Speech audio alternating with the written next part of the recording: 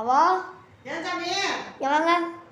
என்னையா வெயில் ரொம்ப அடிக்குது, ஹெல்த்தி ஏதாச்சும் ஒரு ஜூஸ் போட்டு தரீங்களாவா? ஹெல்த்தியான ஜூஸா? என்ன ஜூஸ் போட?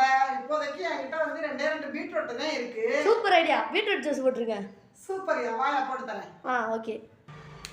இப்போ என்னோட பேர பிள்ளைங்க ஜூஸ் கேட்டாங்க, ஹெல்த்தியான ஜூஸ் கேட்டிருக்காங்க. அதனால இந்த 2 கேரட்டை வச்சு நான் அந்த பட்டையெல்லாம் என்னோட பேர பிள்ளை வந்து பீட்ரூட் ஜூஸ் கேட்டிருக்காங்க. நான் வந்து 2 பீட்ரூட் வச்சுருக்கேன். இந்த 2 பீட்ரூட்டுமே நல்ல ஒரு ஹெல்த்தியானது. இந்த ஜூஸ் சின்ன குழந்தையிலேருந்து பெரியவங்களேருந்து குடிக்கலாம், எல்லாத்துக்குமே நல்லது, ரொம்ப ஹெல்த்தியானது.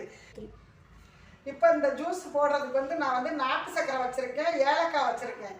பொதுவாக இந்த ஜூஸ் போடணும் அப்படின்னா நம்ம ஜீனி, நார்மல் ஜீனி போட வேண்டியதில்லை, நாட்டு சர்க்கரை சேர்த்து போட்டு கொடுக்குறது குழந்தைங்களுக்கு ரொம்பவே ஹெல்த்தியாக இருக்கும், சுகர் உள்ளவங்களுக்கும் ரொம்ப நல்லது. அதுக்காக தான் இப்போ நம்ம இந்த பட்டையெல்லாம் மேலே உள்ள பட்டையெல்லாம் ரிமூவ் பண்ணிவிட்டு சின்ன சின்ன துண்டுகளாக போட்டுக்கிறோம். ஏன்னா நான் மிக்ஸி ஜாரில் தான் போட்டு அரைக்க போகிறேன். சின்ன சின்ன துண்டாக போட்டுக்கிறோம். இப்போ நம்ம பீட்ரூட்டை வந்து நல்லா சின்ன சின்ன பீஸாக நறுக்கி எடுத்துக்கிட்டோம். இது பட்டையை சீச்ச உடனே கழுவிடணும்.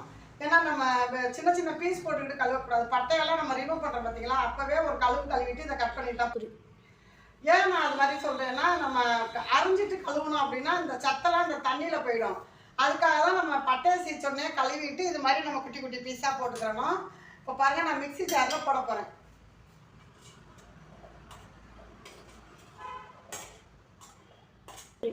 இப்போ இந்த 2 ஏலக்காய் போட்டுக்கிறோம். ஏன்னா நல்லா வாசமாக இருக்கும், நல்லா கமகமான வாசமாக இருக்குது. ஏலக்காய் வாசம்னு குழந்தைங்க விரும்பி குடிப்பாங்க, அதுக்காக ஏலக்காய் போட்டுக்கிட்டேன்.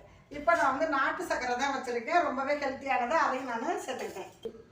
இப்போ ஜூஸுக்கு தேவையான அளவு தண்ணி ஊற்ற போகிறோம். தண்ணி வந்து உங்களுக்கு கூலிங்காக வேணும் அப்படின்னா நீங்கள் ஃப்ரிட்ஜில் வச்சு ஊற்றிக்கோங்க. இப்போ நான் எவ்வளோ தண்ணி தேவையோ அந்த அளவு ஊற்றி நல்லா கரகரன்னு அரைச்சி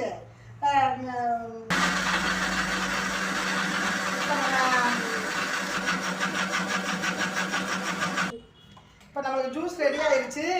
இந்த பாத்திரத்தில் நம்ம டீ வடிகட்டியை வச்சு வடிகட்டிக்கிறோம். இப்போ ஜூஸ் நம்ம சல்லடையை வச்சு வடிகட்டிக்கிறோம்.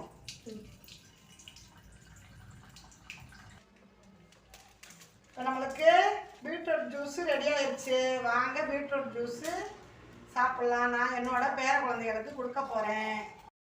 இப்போ நம்மளுக்கு சூப்பரான பீட்ரூட் ஜூஸ் ரெடி ஆயிடுச்சு. இதில் என்னென்ன சேர்த்துருக்கோம்? 2 பீட்ரூட்டு, ஒரு 2 ஏலக்காய், நாட்டு சர்க்கரை சேர்த்துருக்கோம், தண்ணி சேர்த்துருக்கோம். நீங்கள் தேவைப்பட்டால் கூலிங் தண்ணி கூட சேர்த்துக்கலாம். இப்போ நம்மளுக்கு ஹெல்த்தியான பீட்ரூட் ஜூஸ் ரெடி ஆயிடுச்சு. வாங்க குடிக்கலாம்.